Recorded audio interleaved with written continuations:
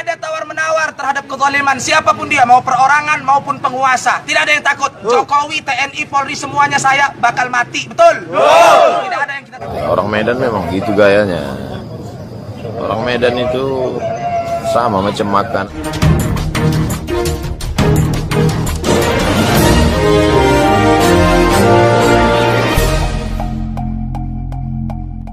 Polisi membantah melakukan penyiksaan terhadap Ustadz Mahir At-Twailibi alias Sony Eranata yang meninggal dunia di rumah tahanan Bareskrim Mabes Polri, Jakarta Selatan, Senin malam 8 Februari 2021.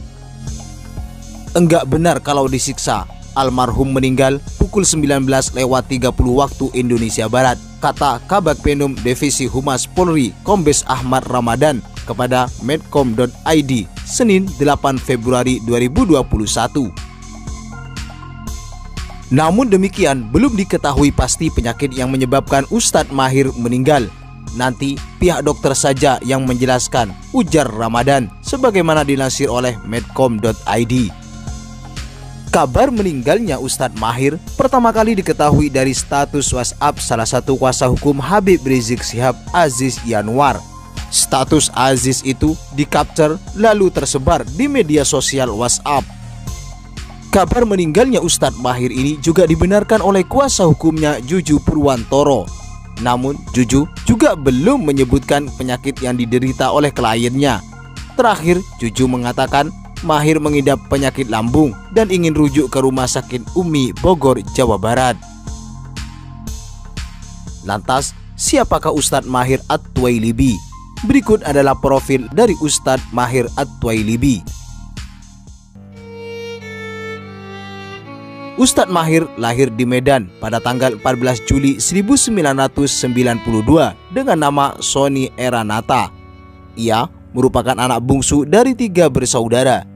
Nama Mahir At-Twailibi diperoleh dari gurunya saat ia menjadi santri. Julukan tersebut didapatkan karena lantunan suaranya saat membaca Al-Quran mirip dengan suara Syekh Mahir Al-Mu'aikli. Ya ayyuhalladzina amanu taqullaha haqqa tuqatih wa la tamutunna illa wa antum muslimun. Ustadz Mahir dikenal sebagai pendakwah kondang di Indonesia.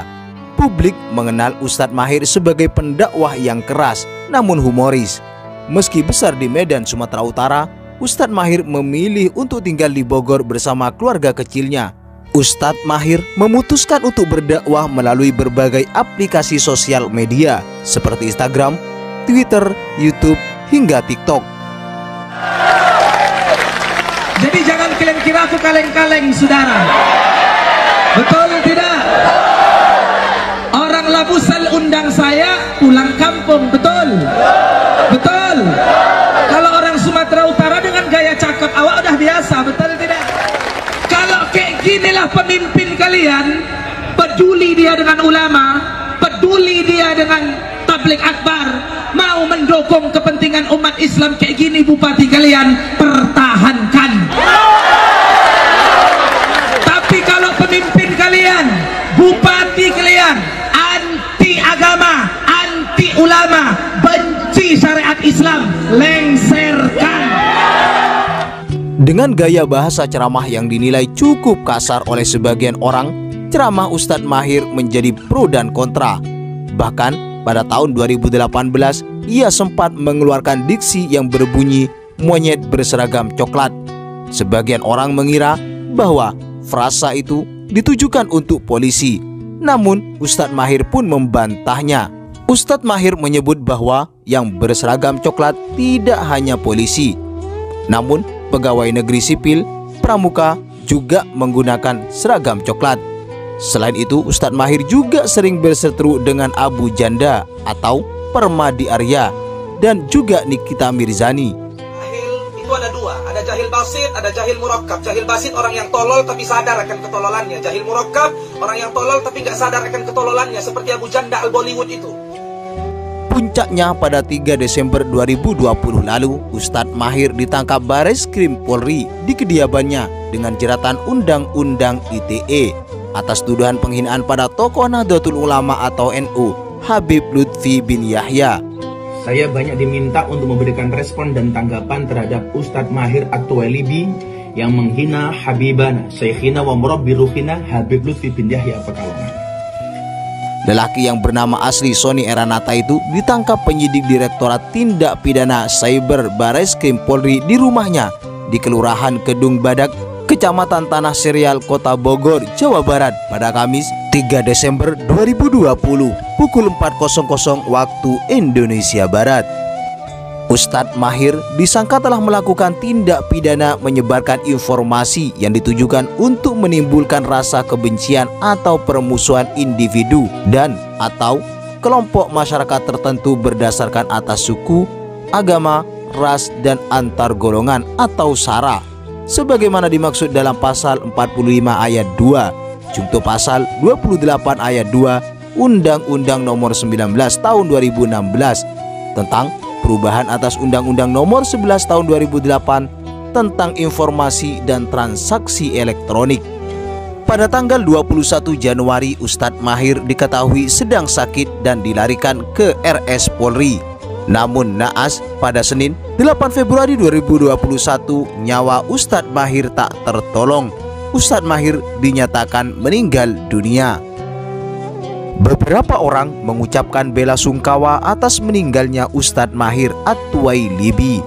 Nikita Mirzani yang sebelumnya berseteru turut mendoakan Ustadz Mahir melalui akun Instagramnya.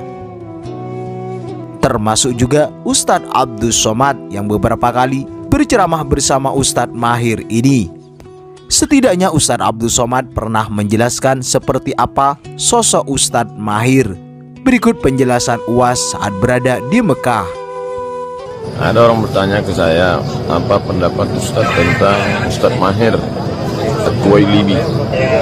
Jadi Ustadz Mahir saya lihat bacaannya banyak, nulisnya tajam, dan peduli dia dengan kita, peduli dengan keadaan.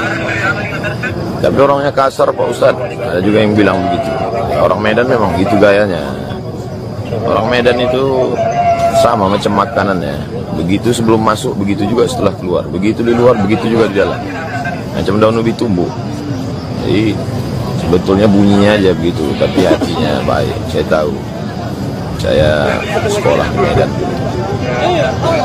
Mudah-mudahan dipanjangkan Allah umurnya, sehatkan Allah badannya, anaknya dijadikan Allah menghafal Al-Quran, mujahid fisabilillah, dan yang paling penting istiqomah, mati dalam keadaan husnul khatimah. Sallallahu alaihi wasallam wa ala alihi wasallam. Assalamualaikum warahmatullahi wabarakatuh.